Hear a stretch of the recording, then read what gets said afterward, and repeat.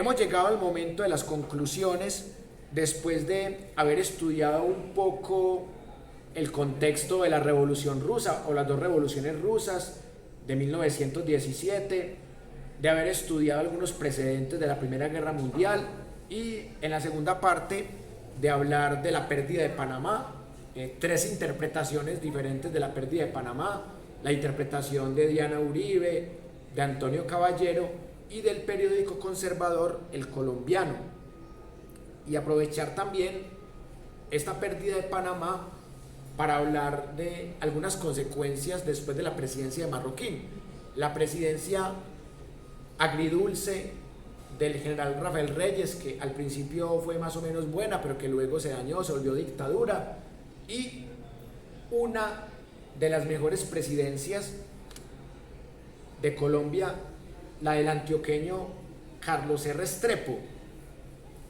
que a partir de esta presidencia quiero sacar tres conclusiones para que terminemos la clase de hoy.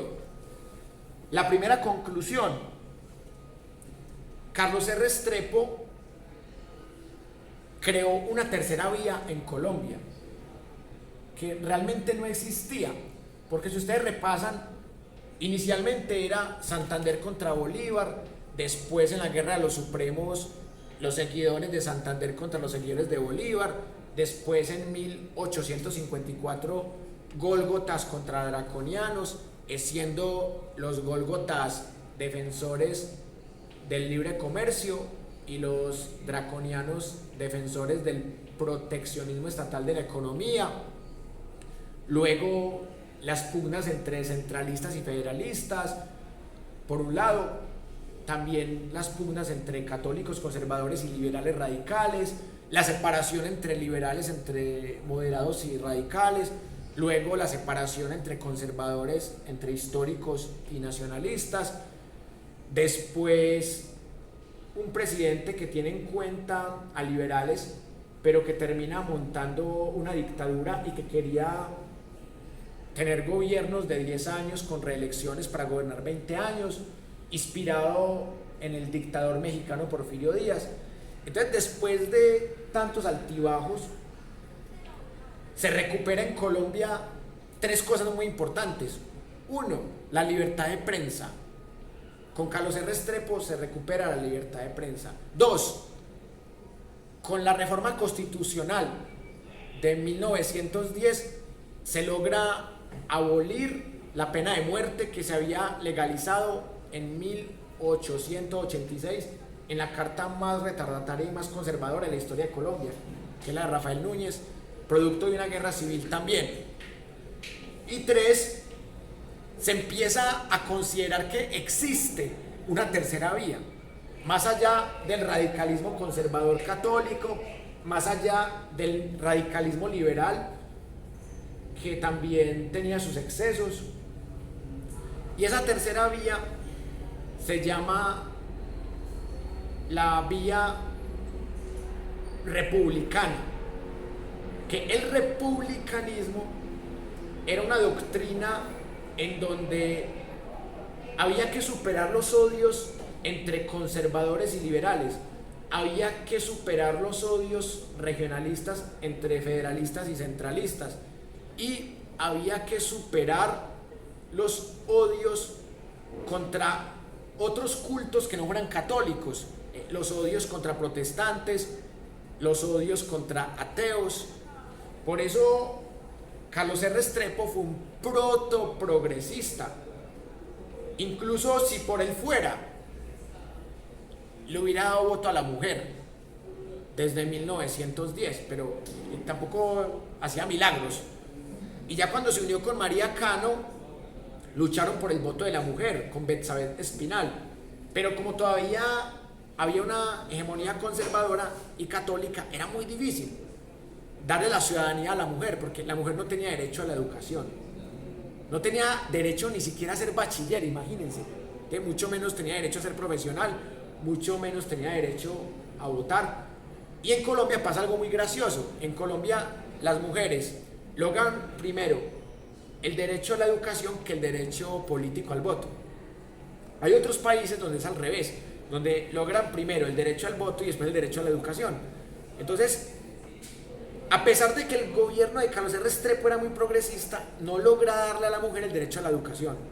Ninguna mujer podía ser bachiller en Colombia y obviamente pues, al no poder ser bachiller pues tampoco podía ser profesional. Es en el gobierno de Enrique Olaya Herrera donde las mujeres por primera vez pueden ser bachilleres en Colombia. Y es en ese mismo gobierno cuando se dice que ciertas carreras universitarias pueden ser estudiadas por mujeres. Carreras como docencia, sobre todo de primera infancia, y docencia y enfermería. Una mujer todavía no podía estudiar ingeniería para 1940, pero lo que logra Carlos R. Restrepo desde 1910 es darle un aire a la politiquería colombiana. Y como era conservador católico, la iglesia lo dejaba gobernar. Y como respetaba la libertad de cultos, la libertad de prensa, la libertad de conciencia, la libertad individual, entonces el liberalismo también medio se lo soportaba.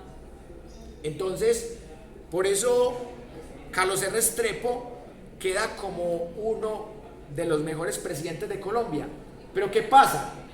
Que el país seguía polarizado, a pesar de que la violencia se había reducido y que la Primera Guerra Mundial afecta a la economía de todo el mundo, porque ya era un mundo globalizado en ese momento, no tanto como ahora. Entonces en la próxima clase vamos a estudiar con rigor cuál fue la razón principal por la que Colombia fue neutral en la Primera Guerra Mundial y en la Segunda no. Y sobre todo vamos a estudiar por qué después de un gobierno tan bueno, porque realmente fue un gobierno muy bueno con errores, pero después de un gobierno tan bueno llegamos a un gobierno muy mediocre como el de José Vicente Concha, que también tuvo la mala suerte de gobernar los 4 años que duró la Primera Guerra Mundial. Y también vamos a ver que el gobierno de Marco Fidel Suárez también estuvo lleno de escándalos, de complejidades que también lo llevan a renunciar, y que a Marco Fidel Suárez también le tocan las consecuencias económicas de esa Primera Guerra Mundial, una guerra en la que Colombia fue neutral, también porque había rencillas con Estados Unidos por la pérdida de Panamá, entre otras cosas. Entonces, en la próxima clase vamos a poder seguir debatiendo fuentes, y la conclusión que quiero dejarles es que construir república es muy difícil, pero que en medio de todo ha habido algunos presidentes que se pueden salvar, como Carlos R. Restrepo y como Juan José Nieto Gil en el caso del siglo XIX. Entonces nos vemos el próximo lunes para que sigamos con esta parte de la historia. Vamos a hablar de la Primera Guerra Mundial y de lo que pasaba en Colombia en ese momento.